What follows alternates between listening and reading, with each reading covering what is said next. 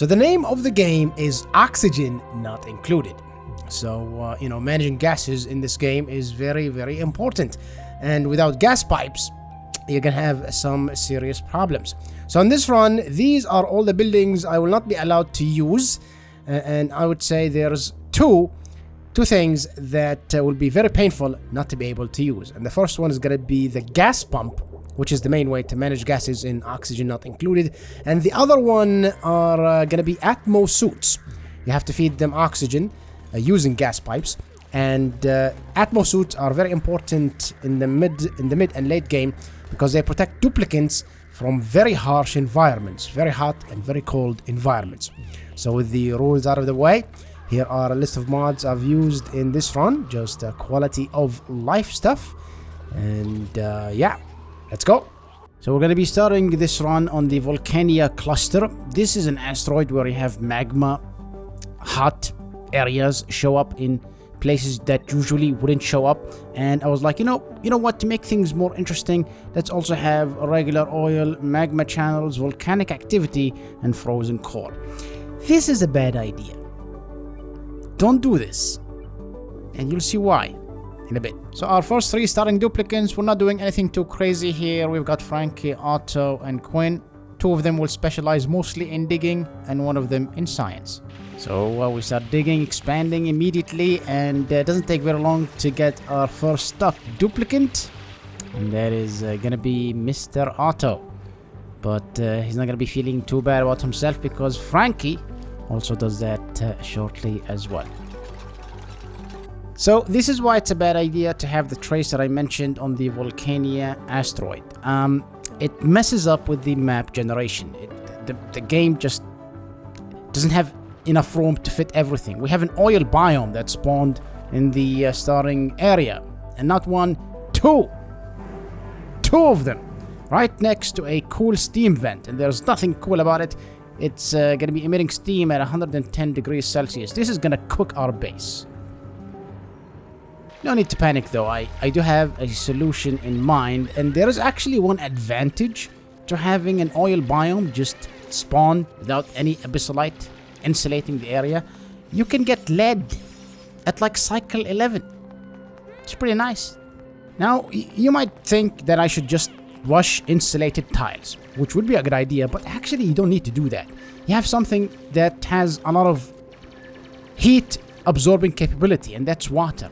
The water that spawns usually in Oxygen Not Included is at 22 degrees Celsius, and because it has a very high specific heat capacity, I'm just gonna have a cooling loop run through the water and into our main food supply, the mealwood, so that it doesn't go above 30 degrees Celsius, and then we don't get mealwood and everyone starves to death. The dupes, they'll be fine. They don't get scalded, take damage until it's more than 70 degrees Celsius. So we're not worried about that. So continue digging, and there is actually a geyser in the oil biome. I wanted to know what that is, and it's a saltwater geyser. It emits salt water at 95 degrees Celsius though, so we're not going to be using it just yet. We need to do a lot of things before we tackle this thing. At this point I build a couple of electrolyzers because I'd like to keep our algae for something else that we're going to use later on, and it's nothing too complicated. Just have some radiant pipes go through the area around the electrolyzers before they go into the electrolyzers, so that the oxygen coming out, which would be 70 degrees Celsius, would be less than 70 degrees Celsius because the water going through the electrolyzers is interacting with the oxygen as it comes out. I also build a gym, and this is going to be a key part of this run because athletics is going to be very, very, very important, especially later on. Here's a quick tip when it comes to gyms in Oxygen Not Included. Don't just build hamster wheels and attach them to a light. Dupes are just going to get on them and never get off until they have some downtime. Put a timer and then attach that timer with automation wires to the gym. This way, every 20 seconds or whatever you set it to, they're gonna get off the wheel, and if they have something more important to do, they're gonna go do that instead of being at the gym. We've also pulled all our starting water into this big tank. It's gonna keep things nice and cool for the mealwoods anyway, but not for the dupes, especially when they dig into what used to be a magma biome. Yeah, this thing spawned without, insulating abyssalite, and the run is going to be over very soon if we don't handle this. So the first thing I do is, build a hospital. I'm going to need it, and you'll see why in just a couple of seconds. Yeah. More than 70 degrees Celsius scalds the dupes, slows them down significantly. And by significantly, I mean significantly, so we dig very, very carefully. But despite my best efforts, things for Quinn here, you'll see. You'll see that he made it out just fine. That was a close one. Someone who's not going to be just fine, though, is Otto. He keeps going back to try and build the insulated tiles that, I've made an order for them to be built. So I prevent him from digging and constructing, but then he keeps going back. He's not going back to construct or dig, he's going back to supply. So I prevent him from doing that, and then he goes back to the hospital. We want dupes that have higher health doing this task, like Ruby here, and still though, she was losing a lot of HP, and unfortunately, she's gonna have to stay here for the rest of the run. She makes it out just fine, but again, there was a close call. The hospital is just absolutely full at this point. Thankfully, dupes do seem to provide free healthcare, so they're gonna be just fine. And we're gonna need a morgue soon if we don't plug this magma biome. And Stinky here builds the blast insulating tile, half of it, before he has to get out. And do you think he's gonna make it?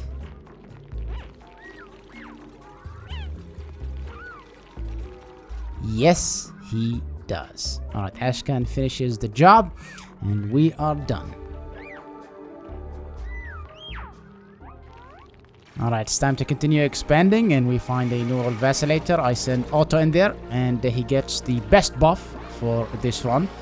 Minus 50 grams of oxygen per second. He's gonna be one of our astronauts. I start staring at this cool steam vent, worried it's gonna cook our base, but then, I should have worried about Turner here. Yeah, chlorine. Can't breathe that, so I try and rescue him. See if that works. And he is fine. Something that you also can't breathe is hydrogen. Steve apparently likes trying to do that while sleeping. Doesn't seem to be working, so I realize I forgot to build him a bed, so I get on doing that, and then he goes back to sleep in the hydrogen bed. The thing is, once dupes get assigned a bed, they don't leave it. They have to unassign them or deconstruct their bed. Yes, hydrogen built up at the top of our base from the electrolyzers, so I built a couple of doors here to crush the hydrogen. It's basic setup, a couple of gas sensors to detect if there is hydrogen, and if there is, the doors up top, they close and destroy the hydrogen. Since we can't use gas pumps, we have to use doors to destroy the hydrogen. Would be nice to use it for power, but again, no gas pumps. Similar setup for the carbon dioxide, chlorine, and natural gas that's going to be building up at the bottom of our base. The gas sensors detect if, it's not oxygen that's in the air above, and if it's not oxygen, the doors take care of business. More digging, more expanding, and it is at this point I get a scalding warning for a couple of duplicates. As you can see, this is just above the magma biome we've plugged earlier. Even though it's insulated, the remaining heat is heating up the area above. Imagine if we left that, just doing its thing. Would be nice if we can cool things down a bit with this anti-entropy thermal nullifier, but no gas pipes. I do want to cool things down though, and the thing that I want to cool down is our food. I want to create an infinite food storage area, and we can use wheezeworts for that. Typically, I fill the area with hydrogen using gas pumps, but in this case, that's not possible. So I build an electrolyzer just underneath where we're gonna put our food and just wait for the area to fill up with hydrogen. And once that happens, we add the wheezeworts and we wait for things to cool down. You want hydrogen because it counts as a sterile gas, and wheezeworts, they can cool it down much better than other gases. More exploring, and that yields us a geyser that we can actually immediately use. This is a cool slush geyser. Instead of 95 degrees Celsius water, this spawns minus 10 degrees Celsius polluted water. We can pretty much use that almost immediately. We want to turn the polluted water from this cool slush geyser into oxygen, but before we can do that, the water coming out of the cool slush geyser has to be heated just a tad bit. So that's why there is a liquid tepidizer there. It's going to be upping the temperature of the polluted water to be around 10 degrees Celsius, so that when we filter it, it doesn't break in the pipes. I also had a PTSD moment from my last run because of that, but thankfully it's just it's nothing. It's all good. It's all good. Speaking of last run, I'm gonna be using the same automatic omelet maker for food for a very long time. It's heat resistant, and if you have a lot of algae, you don't have to worry about food for, well, a very long time. We are gonna be changing things up a bit though later on. The hydrogen at the top of our base seems to be building up, even though we've been destroying it. The old setup is just not cutting it. So more doors, more hydrogen destroyed. More exploration too, and we find another cool slush geyser. We get on taming that immediately, and that means we're not gonna have to worry about having a sustainable source of water for making oxygen pretty much forever. At this point, I'm having the duplicants run on hamster wheels to have their athletic skills go up to almost the max amount, but it's still, it wasn't going up fast enough. So I was what, let's just give everyone +6 science and speed things up a bit. And still, it took like more than 100 cycles to have everyone almost have maxed out athletics, and we're gonna need maxed out athletics for the serious projects we're about to do. And one of those projects is to tap into the power of this volcano. I want to build a petroleum boiler because, we need a source of power. This entire time, the way we've been getting power is with this. It's a bit too early for that though. I'd like all the duplicants to have maxed out athletics before tapping into that volcano. So in the meantime, I'm going to do other things. And one of them is going over to the sister planetoid, to this one, using the teleporter. There is something in there that I really would like to get. So after some time digging and exploring, I start looking around. Is it here? Is it there? No. It's nowhere to be found. So I'm like, you know what? Let's just get some pip eggs and arbor tree seeds and get out of here. Before I leave though, I actually see it. It's right there.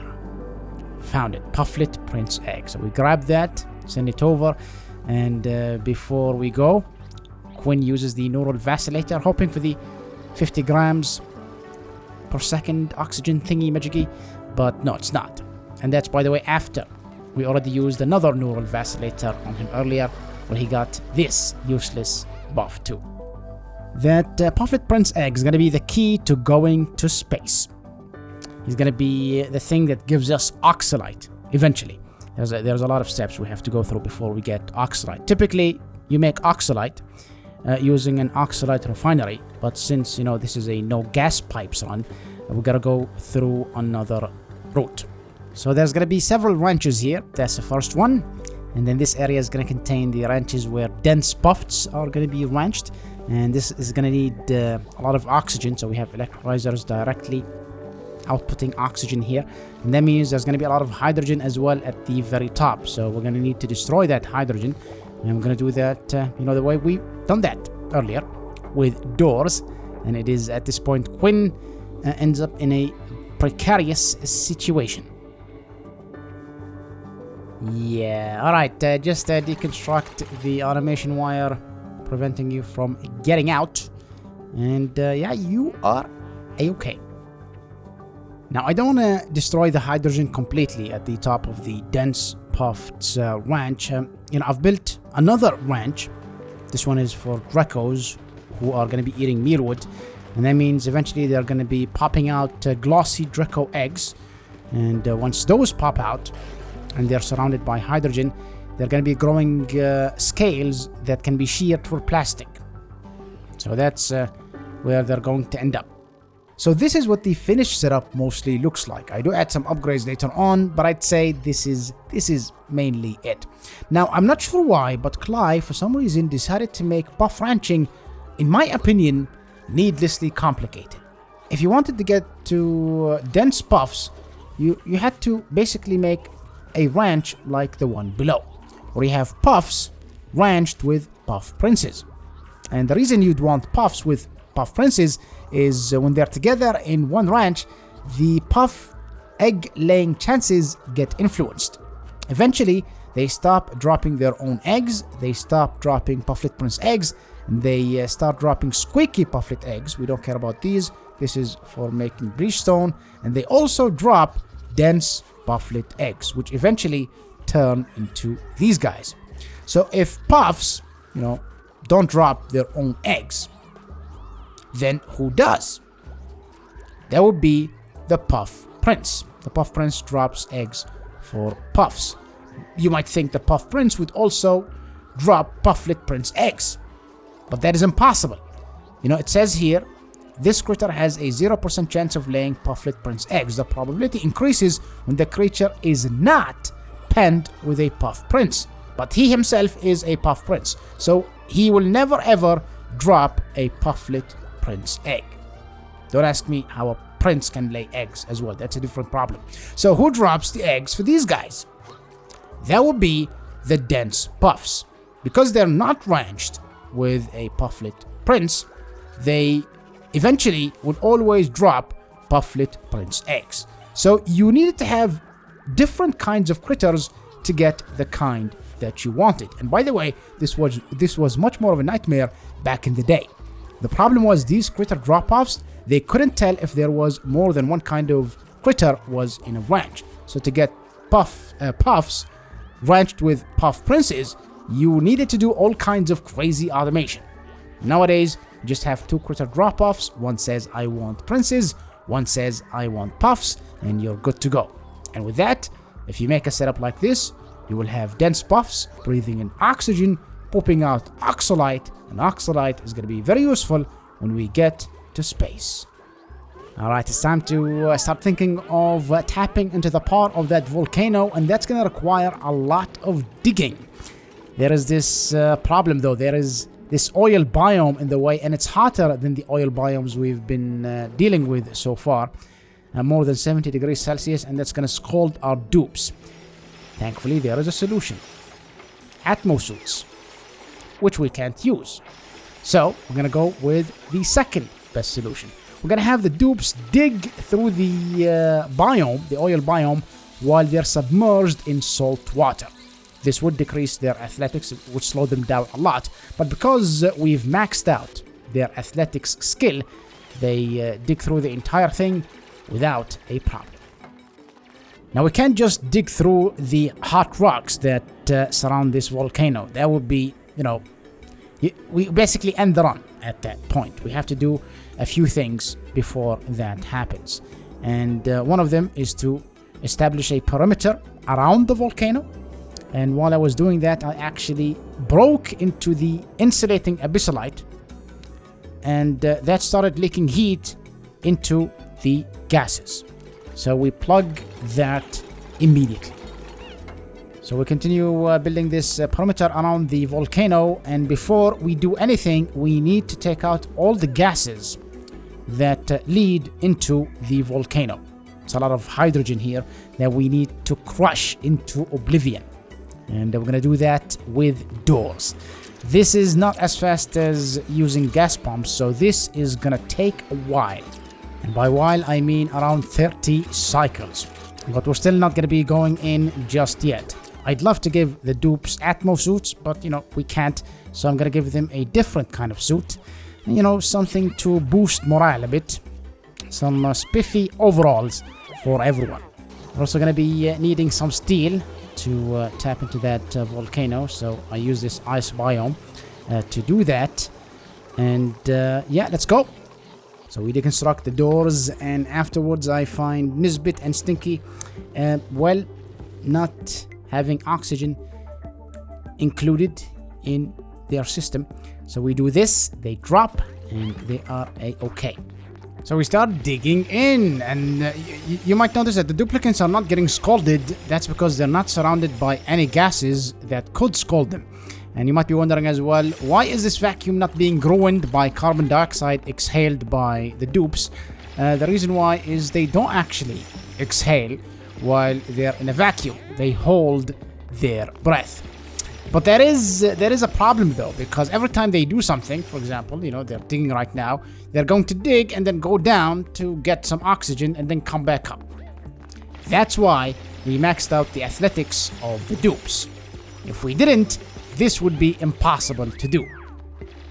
I add an automated notifier that's gonna tell me, if gas gets in here. And if it does, well, yeah, game over. I start sweeping all the hot rocks around the volcano into a single corner. And it is at this point you might be wondering, well, what about the stuff that's not rocks?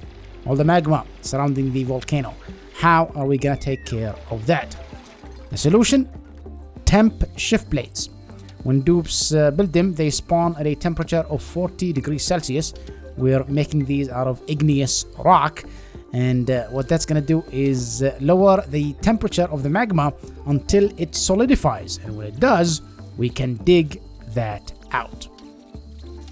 So this entire time I've been extra careful so that dupes, they wouldn't get into the magma. I didn't test what would happen. I thought that without Atmo suits, they would melt immediately. I think that's a reasonable expectation. But Harold here proves otherwise.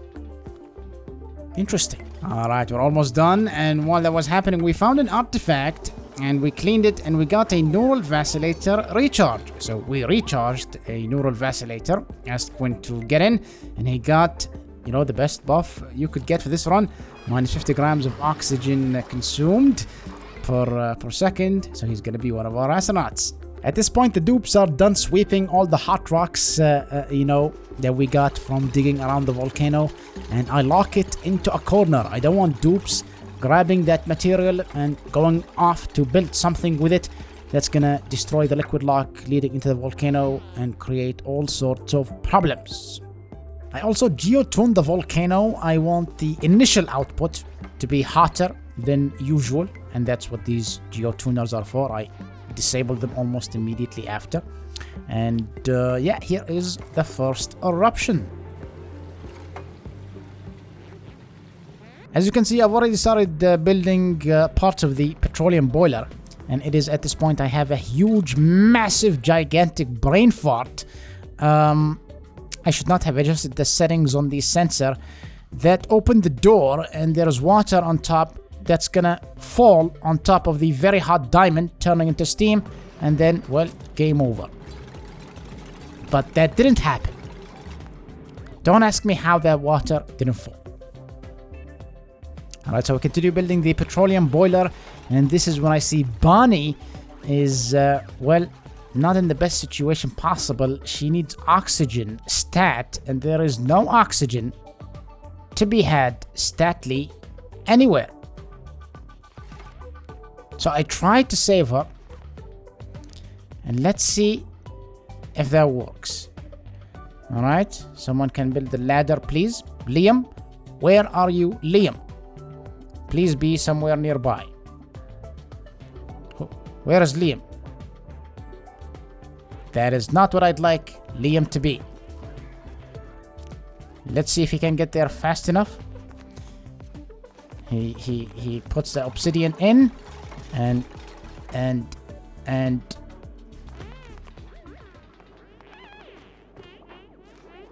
rest in peace, Bubbles. Sad to see you go, Bubbles. We're gonna build her tasteful memorial where she died, the petroleum boiler. Everyone comes in and pay their respects as fast as they can. They have to survive themselves, as you can see. And we move on. We print her replacement, Amari. And Amari is not going to be doing anything except run on a hamster wheel for a very long time until he maxes out his athletics. We also had an intruder show up. This Draco should not be here. This would create problems later on, so I build a door and get this Draco out. Now, before we can get petroleum, we need some petroleum precursor, and that is crude oil. And we're gonna get that from these oil wells here. Now, typically, they need servicing every once in a while, but you should do that with Atmo suits because they release natural gas that's 300 degrees Celsius, which, as you can see, does that. There is a solution, however. You use temp shift plates so that when the dupes service the oil wells without Atmo suits, the temp shift plates absorb the heat. Alright, so we have oil flowing, so let's get it into that petroleum boiler, and shortly after we get petroleum, but not in the cleanest way possible. Thankfully, whenever I build anything, any setup, I build it in a way so that dupes can get back in. So I have them mop some crude oil and petroleum. Don't ask me how that works. And shortly later, it is up and running. No problems so far. Glorious, glorious petroleum. So it's time to move on to our next project. We're gonna finally tap into that saltwater geyser, and it is gonna be the main source of oxygen for the future for our duplicants, because I'd like to use that cool water from the cool slush geysers for the oil wells instead. So I start building a setup that is gonna provide us that oxygen, but before we do that, we need to vacuum out the area. We're also going to be cooling down the oxygen with these aqua tuners and steam turbines, because it's going to be coming out at like 95 degrees Celsius, which is, not exactly healthy for our dupes. And also unhealthy is having the dupes expand the saltwater tank. Very, very hot water there. I realized it needed to be bigger because when the saltwater geyser becomes inactive, we would basically run out of salt water, and then, no more oxygen, and everyone dies. So I had to expand it. You know who's dying? Me, out of embarrassment. The oxygen making setup, I managed to let some gas inside, so have to vacuum that again. Very common occurrence in my runs. And then we built the setup, and it is up and running. So what this is basically a modified Hydra that uses no gas pumps. So you have these 4 electrolyzers, and they're submerged in some water and salt water. And what that means is they're always able to output without having to worry about pressure when they're told to output. And this is the thing that tells them whether to output, oxygen or not. There is also hydrogen here, but it's being controlled. We no longer have to destroy it. It just builds up. The oxygen here is what we are mainly interested in.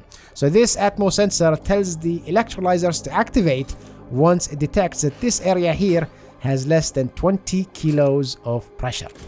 And this Atmo sensor here tells this door to open if in this area there is less than 10 kilos of pressure. And what happens in this area is these aqua tuners, they, cool down polluted water that cools the oxygen down to something that Woodens called the dupes. You can see it's like 25 degrees Celsius here, while here it's 75, 80 degrees Celsius. And the final step are these 2 Atmo sensors. Once they detect that the pressure in this area is below 4,500 grams, this door would open and oxygen would flow not just to this area, but the entire base. 4,500 grams of pressure is enough for oxygen to make it all the way to very far areas. Even here, you'll find oxygen.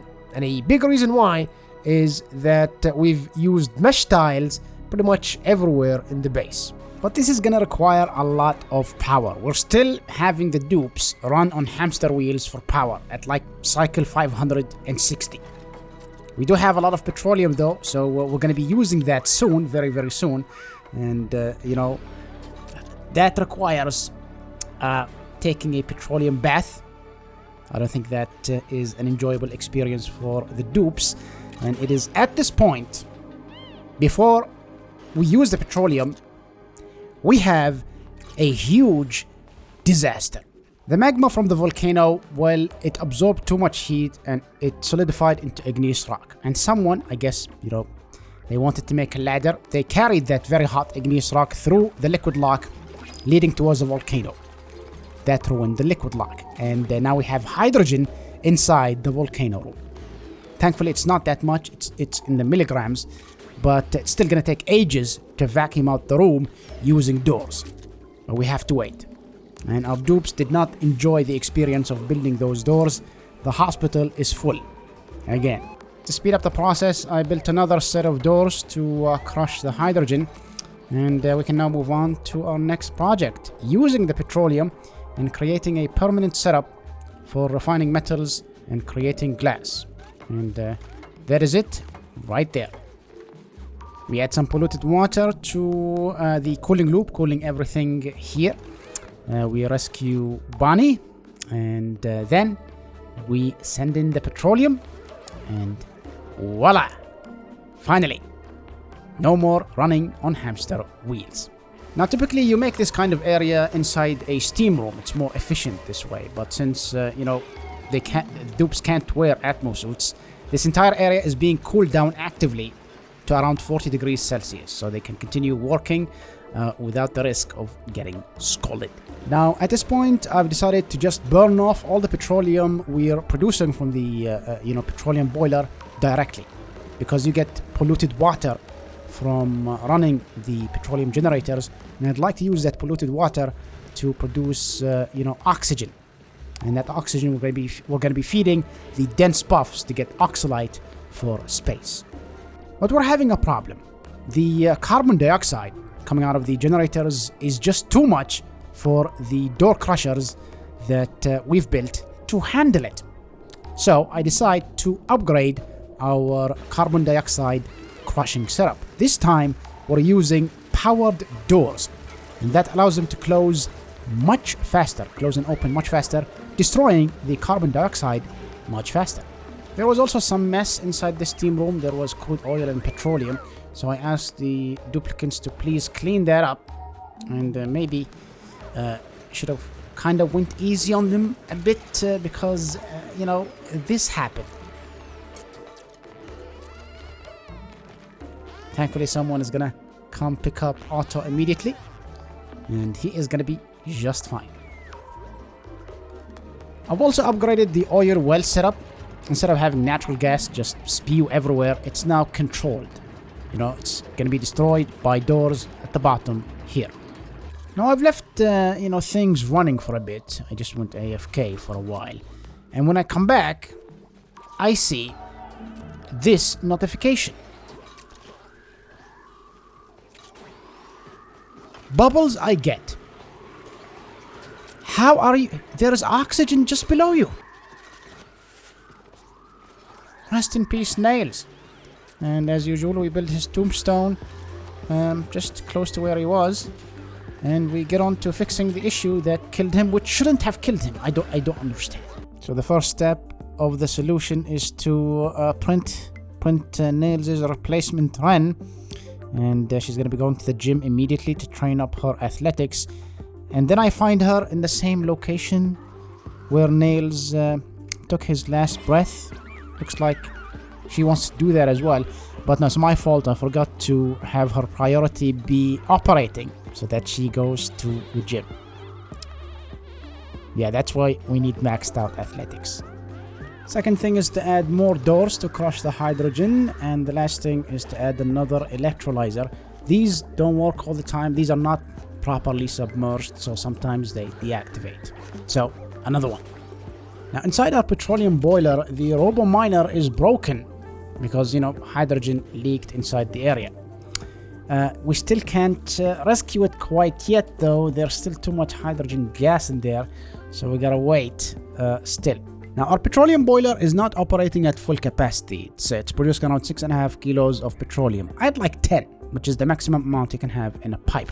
For that, we're gonna need another oil well, and that means we're gonna have to dig through another oil biome. This one is even hotter than the last one, but using the same strategy, no problems there, no scalded dupes. But there are suffocating dupes. Yeah, this is not an ideal situation, so we gotta get pretty much almost half of our duplicants out of the situation. So let's see how we do that. Is this the issue? Let's build these ladders and see if that fixes the problem. They get on doing that, and doesn't seem to be working. So what is the problem? There, we build that ladder, and that way we don't lose half of our duplicants. Go, go, go. Now, please. Just let them go, man. Oh my god. Just let them go. Alright, more digging, and the rest just goes absolutely smoothly. We get to that oil well, and we make that. After almost 700 cycles, we finally built a kitchen. We didn't really need it this entire time because we've been getting omelets from the pack we've set up. And this kitchen is going to be making barbecue. We've been getting some meat from the puffs that we've been ranching. And the barbecue is going to be the main source of food for our astronauts later on. Now, at this point in time as well, the hydrogen in the petroleum boiler has gone down to a level low enough that we can finally rescue that robo miner. So, we restart the cooling loop that was cooling the robo miner, and then wait for things to cool down a bit. Then Stinky here, he goes in, fixes the robo miner, and we are back on track. So I guess it's finally time to explain how a petroleum boiler works. If you already know, you can skip ahead a couple of minutes. But the basic gist of it is that you take crude oil, apply enough heat, and that turns it into petroleum. That's essentially what is going on here. But there's a few things happening, and let me go through that. So you have crude oil coming in at around 90 degrees Celsius, and then it flows against the outflowing petroleum. And what that does is that it raises the temperature of the crude oil as it goes up, and at the same time it cools down the petroleum that's going down. By the time the crude oil gets here, it's very, very close to 400 degrees Celsius. So when it drops, not much heat is needed to turn it into petroleum. This is very important. If you try to just boil crude oil into petroleum directly using magma, you're not going to have enough magma. You need a lot of heat to do that, especially if you want, a full petroleum boiler, 10 kilograms per second. Now, the other problem is, even if you do want to turn crude oil into petroleum directly with magma, you won't be able to regulate the temperature. You're going to end up with a sour gas, which you need late game materials to make use of. So you need to do something about that, and the way we're controlling the temperature here is with these doors. So if the petroleum here in crude oil goes below 403 degrees Celsius, this door closes and allows heat to go up from the steam into the petroleum and crude oil. And this steam, once it detects that there is not enough heat here, this door would close and allows heat from the magma to get into the steam. And this is the way we are regulating the temperature for this petroleum boiler. Now, there is also one thing that causes me issues later on that I like to do with petroleum boilers, and that is add some lead to the setup. The reason why, eventually the magma becomes igneous rock. Too much heat is lost from the magma, turns into igneous rock, and this robo miner mines it out. If you have lead, the lead can serve as a medium to take the heat out of the debris so that the petroleum boiler can continue functioning. Now, this did cause problems, and you'll see why later on. I've started blasting sleet wheat with a lot of radiation. This is going to mutate the seeds. You have all different kinds, but there is one that I'm specifically looking for. It's called exuberant, and that is not what we get from the first time we analyze one of those mutant seeds. I build a pip farm. I'd like to have a sustainable source of dirt and, pips. That is what they poop. So there we go. And then we move on to another oil biome. This one is even hotter than the ones we've dealt with before. We're using that same strategy. Dump some cool water and have the dupes dig through the cool water. And we get to an area that's even more difficult to deal with than the oil biomes. And that is the frozen core at the bottom of our planet. It's like minus 120 degrees Celsius in there. And there's a geyser. I'd like to find out what that is. And, we can still use the trick where we have duplicants dig while they're surrounded by liquid. But this is not going to work as well here because ice is much more conductive. And it's going to start freezing the liquids that our duplicants are using, not to get, frostbitten to death. Thankfully, we did have enough time to find out that this is an iron volcano. But then I see another geyser. Yes, I know I can do the priority trick, but I don't know. I like to dig and find out what my geysers are. It's more fun this way. But as you can see, the crude oil is starting to freeze, and our duplicants are getting frostbitten. And at this point, I'm like, you know what? Maybe if we give them some coats, some warm coats, that might help. And it doesn't. Still, they're still getting frostbitten. So I'm like, you know what? Just brute force it. Health is a resource. The dupes can get it back. So, just go ahead and dig. And we find out that it's a gold volcano. And just like the iron volcano, we're going to leave both just spewing their contents. No need for any steam turbines. They're surrounded by very, very cold ice. No need for that. So we finally got the kind of sleet wheat mutation that I wanted, and that's the exuberant kind. And we immediately get on building a farm for those exuberant sleet wheats. These things are insane. They grow 4 times faster than regular sleet wheat, and if you apply fertilizer, it's 8 times faster. We're going to be swimming in sleet wheat. And we're going to be using some of that sleet wheat to feed the pacos that have been giving us omelets. They're going to be giving us raw eggs this time, so we don't want omelets anymore. But before we get to the next step, we have this disaster. Remember how I said I like to put some lead to keep getting heat out of the debris? Well, in the same way it can get heat out of the debris, it can put heat back in. Fresh magma rolled in and then turned the debris back into magma. And we ended up with way more magma than we need.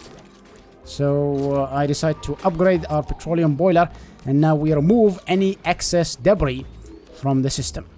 So back to our kitchen here, we started making souffle pancakes, which require raw eggs and sleet wheat. We actually make way too much. We are, producing enough sleet wheat and raw eggs to make enough souffle pancakes for 40 duplicates. And only something like 12 duplicates are going to be eating souffle pancakes. The ones staying behind, the astronauts, are going to be eating barbecue. Souffle pancakes and barbecue, they're pretty much the same thing. They give +8 morale. They're considered a good quality food. You might be wondering, can you get a higher quality food without gas pipes? And the answer is no. You need the gas range, which, the name itself tells you why we can't use it. And the other thing that can make higher quality food is the new deep fryer. It can make shellfish tempura and fish tacos, but the problem is those require tallow, and tallow is sheared from spigot seals, and spigot seals are only found on the new Frosty Planet asteroid, and there is no way to get it with rockets. Now you can get it in a care package, but I have a feeling someone is gonna complain if I do that. I actually printed one, but decided just leave him there doing his thing. Alright, enough stalling. Let's get to space. And when we do get there, we start digging around, and there is some hot regolith that is causing our duplicants to lose a lot of health. But that's fine. That's why we have a hospital. Now when you break into space, meteors start falling down, and they can be an inconvenience. Usually I deal with them with bunker doors and robo miners, but there's these new meteor blaster buildings, and you need to make ammo for them. Requires petroleum and refined metals. We have plenty of that, so Stinky is going to be the main one who's going to do that. And they also emit some heat, so we need to cool them down. That's why there is a couple of steam turbines there with an aqua tuner. We liquid lock the area so that oxygen doesn't leak into the vacuum of space. Then we begin a massive digging project, and while that is happening, we get our first meteor shower. And I gotta say, the meteor blasters, they're just way cooler than bunker doors. I'm gonna be using them in every run if I can. We continue digging and digging some more, and the reason we're doing this is to make sure that there is some oxygen near space. Since we don't have atmosuits, duplicants, whenever they have a task in space, they're going to do the task and then they want to breathe, and we want to make sure that there is some oxygen nearby to, well, have them breathe. And now that they can do things a bit more efficiently, we have the dupes build the interior of our first rocket, and the only purpose of this rocket is to make data banks, which require plastic and are made in these orbital data collection labs. You can see a couple of them at the bottom, and I never really considered building more than one in a rocket. I don't know why, but since we don't have to fit atmosuits in here, let's put 4 beds. No need for beds, they're gonna sleep on the floor.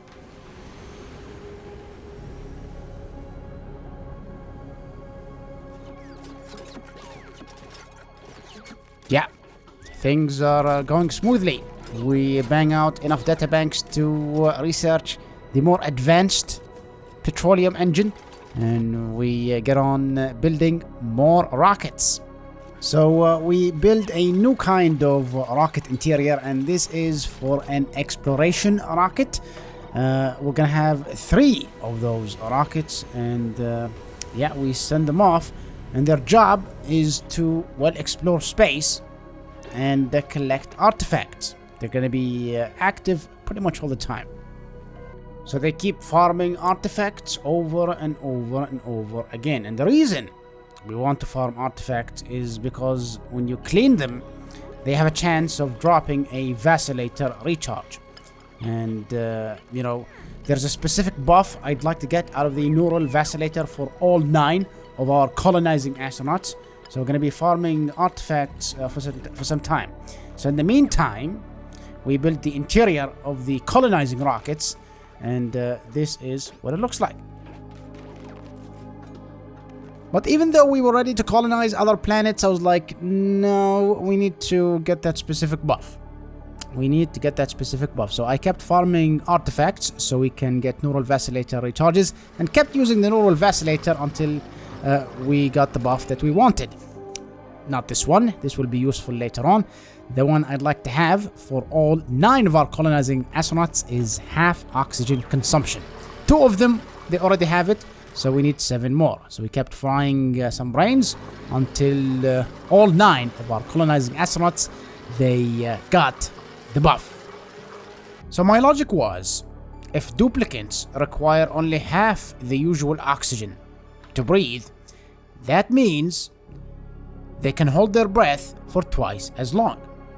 I think that's, you know, something anyone would think that is the case. The thing is with assuming, though, is that if you assume, you make out of yourself. That's exactly what happened. I should have tested this beforehand. It does not make a difference.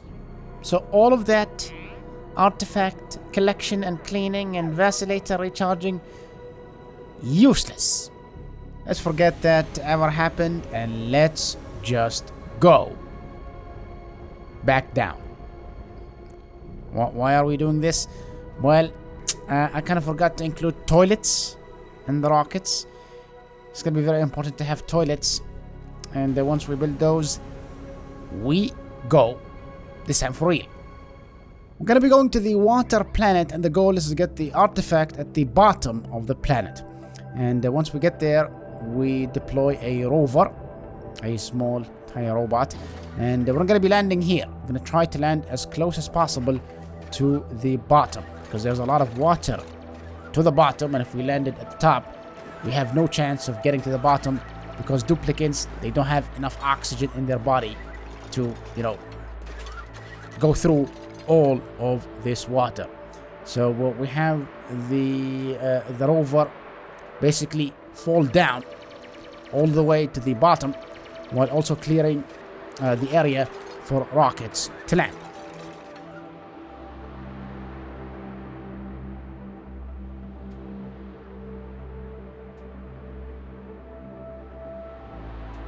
Now that we've arrived at the bottom of the map, I send in another rover, and then another rover.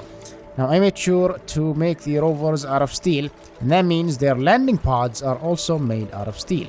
We deconstruct those landing pods, and then, I put in a command to build a rocket platform. But, the rovers can't actually build that platform. But what they can do is deliver steel to the rocket platform. If we just send in a duplicant to build it, he's still going to suffocate and die. So we also built some ladders before we send in the dupe. And once that's ready, he comes down, and because he has very high construction skill, he gets it done in a very quick time. And because the ladders are already there, as soon as the rocket lands, he can go in and take a long, refreshing breath. The hardest part is basically done. So landing the second rocket is, well, you can just do it. We have oxygen in the first rocket, and dupes are not at a risk of, suffocating. The third rocket, though, we're gonna have to do some digging before we bring it down. But when I said there is no risk of suffocating, I meant inside the rockets. Outside, where, it's all H2O. We keep having issues with dupes almost having oxygen not included in them. The third rocket lands, and at this point I'm like, you know what, we need to make this a more friendly environment for the dupes to work in. So we've built some steel bunker tiles that can't be damaged by water pressure, and we liquid lock the area with a blob of naphtha. This is gonna make sure that no more water can get into the bottom area. And then we destroy the water with some doors, add some oxygen, and there we go. So the main reason why we're here is to grab the artifacts on this planet. And the reason why, I'm going to be beating the game using cosmic archaeology. Usually I do, beat the game using the Great Escape, where you have to visit different planets and build some mini pods. But then you can just build those on the surface, and that counts. I think this one would be more interesting for this run because our dupes are going to have to do it without Atmos suits, and the artifacts are not always, in convenient locations. At this point in the game, we have 1, which we got from our main planet. We're going to need 9 more, so we're going to have to visit a lot more planets. We actually get 2 from this planet, so we need 7 more. We for some reason continue strip mining the place, because why not? Grab everything from it, and then bon voyage, we go back home. Now this entire time we kept farming artifacts, and that meant I kept getting neural vacillators. There is actually another buff I'd like all our astronauts to have, our colonizing astronauts, and that is the regenerative buff. This one won't be useless like the last one. It's gonna be very useful for the very last thing we're going to do in this run. We're still going to need some time before all the astronauts have that buff, so in the meantime, let's head on over to our next destination, and that is this planet here. So the rovers land, and they start making space for the rocket that's going to be landing here. We actually only need one in this case. The other two don't need to land because the artifacts are, close to the surface. Same strategy as before. They deconstruct their landing pods and use the steel from those landing pods in the rocket platform.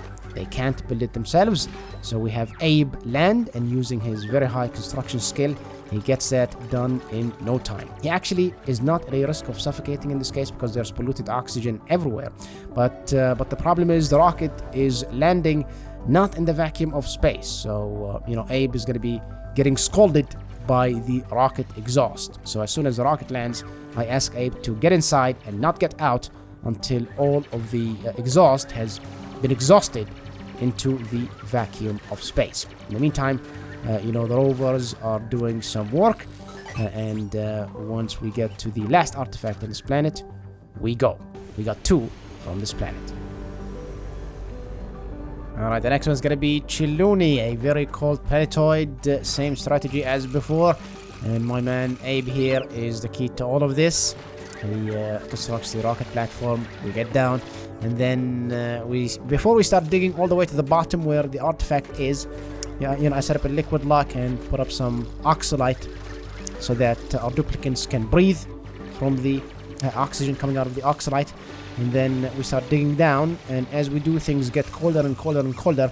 But using some salt water, we warm up the area so that we don't frostbite the dupes. And even when we did, there is the hospital. Then we just grab the artifact and go.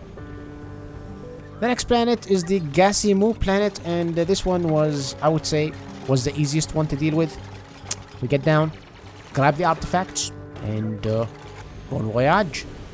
So at this point, we have 8 of the required 10 terrestrial artifacts for cosmic archaeology. This means the next planet we visit, if it has 2, we're going to beat the game.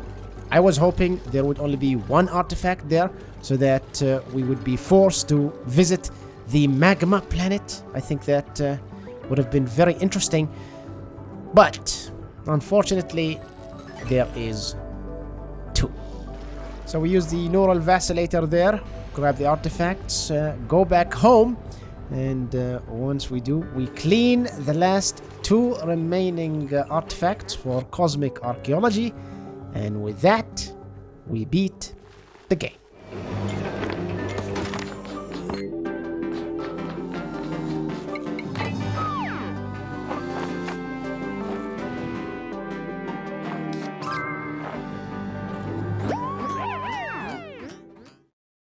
But the thing is, I still wanted to see if you can deal with the magma planet without atmo suits. So let's pretend that we actually need 1 more artifact before we beat the game.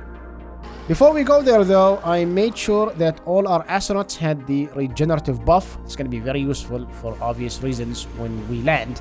And, we go over there. And once we get there, I start looking at the surface, and I realize we have a big problem. It's all obsidian. Rovers can't mine obsidian. If we wanted Abe to be able to breathe, he needs to be able to climb ladders and immediately get inside the rocket to get oxygen after he builds the rocket platform. If we just send him down there, he's going to suffocate and die. So what is the solution? We retrofit one of our exploration rockets with a payload module, and we fill it with igneous rock. Then we send it to the magma planet, and we drop the payloads. The rovers take the igneous rock out of the payloads, and they start making, ladders out of the igneous rock.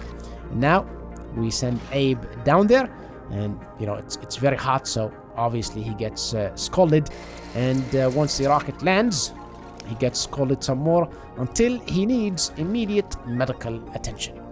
The problem is I sent him down there just before his bedtime, so he decided to, do that. Not a nice place to sleep at. And, he gets incapacitated, and so we have to immediately build a triage cot We build it inside the rocket, and Abe is saved. We land the other 2 rockets down there, and then we start building some solar panels, and we layer the top of the map with plastic tiles.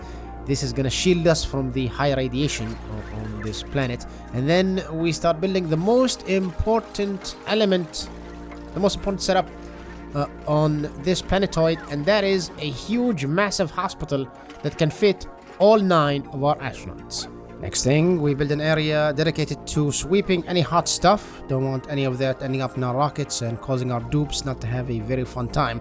But to be honest with you, they're not going to be having a fun time either way.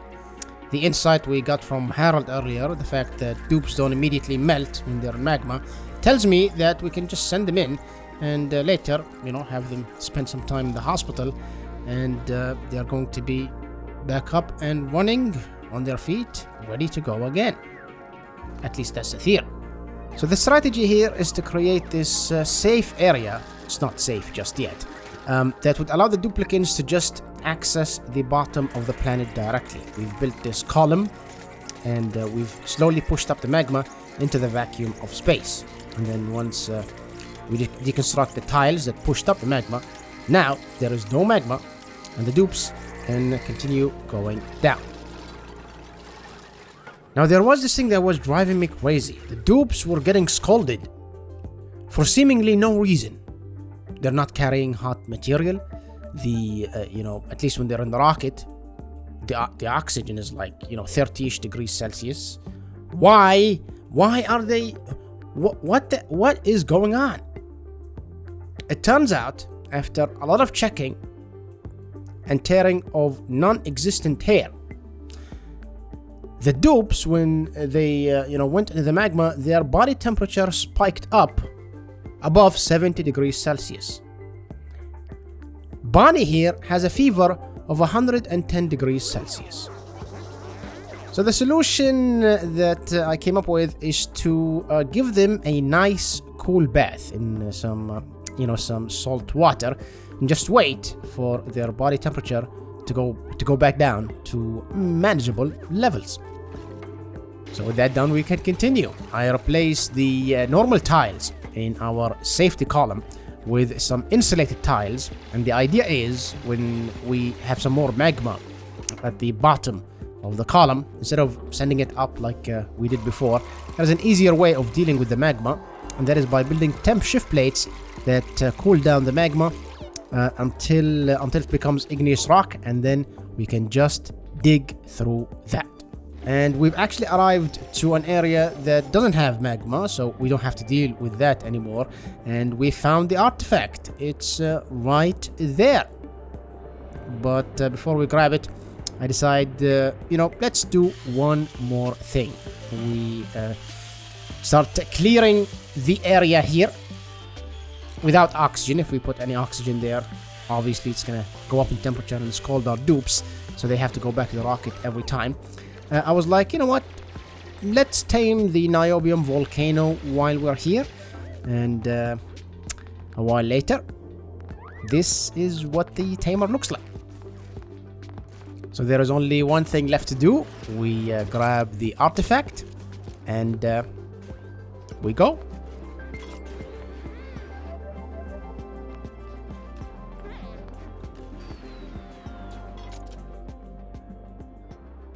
Thank you very much for watching. I hope you enjoyed this video. Make sure to hit that bell and subscribe. And the next one, we're actually going to continue this run, this time with gas pipes.